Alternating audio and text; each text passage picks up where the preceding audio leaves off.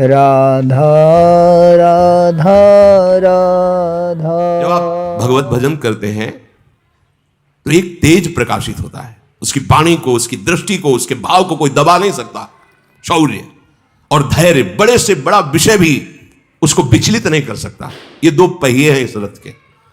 सबसे बड़ा धैर्य जो रसेंद्री और जनेंद्री को काबू में कर ले, वही धीरजवान कहा जाता है, वही धैर्यवान कहा जाता है।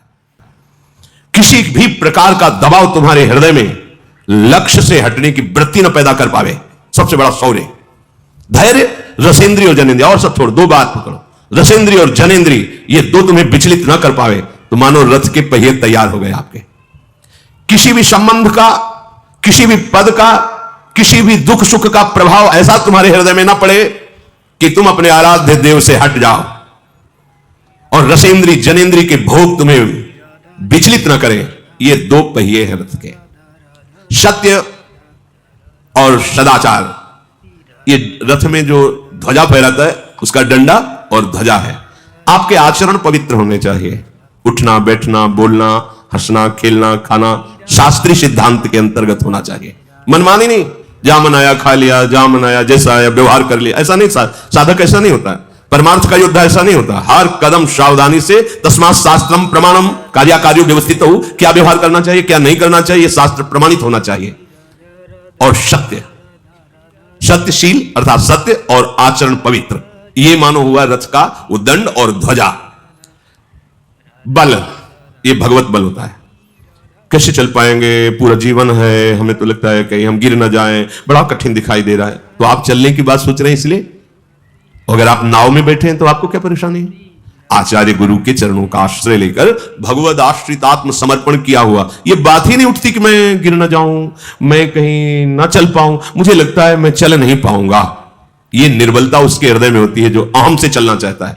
अपने को चलना क्या है, गोद में बैठे हैं अपने गुरु के, अपने आचार्य के प्रताप में, अपने इष्ट देव की कृपा में बैठे। हम कोई चल रहे क्या? यहां तक हम चल के आए क्या? गोद में उठा के लाए प्रभु, ऐसे करुणा करके। नहीं तो इतनी फांसियां, इतनी जंजीरें बंधी हुई थी मोह ममता आसक्ति की, काटना मुश्किल है। हमें तो गोद में उठा के लाया गया, अपने सब उसी में है, देख लो। तो ये बल होना चाहिए।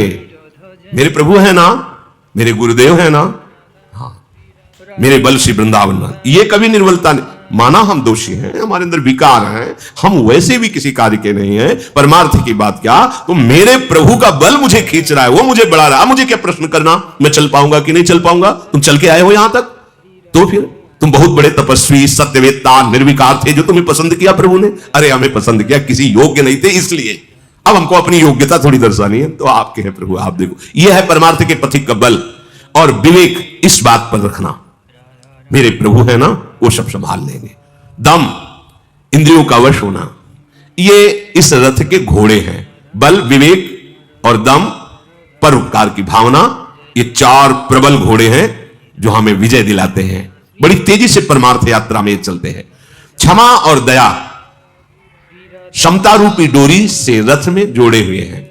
हर घोड़े को जो लगाम के द्वारा खींचा जाता है, क्षमा, इस मार्ग के पथिक को क्षमा रूपी डोरी से इन घोड़ों को बांधना है। कोई अपराध, भगवान तुम्हारा मंगल करे। दया, दूसरों को सुख देने की भावना, परोपकार।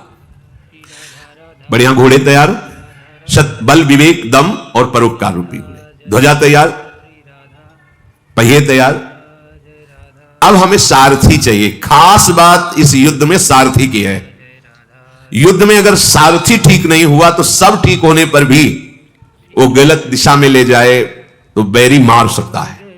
सारथी प्रवीण होना चाहिए। तो इस रथ में परमार्थ के पथिक का सारथी कौन है?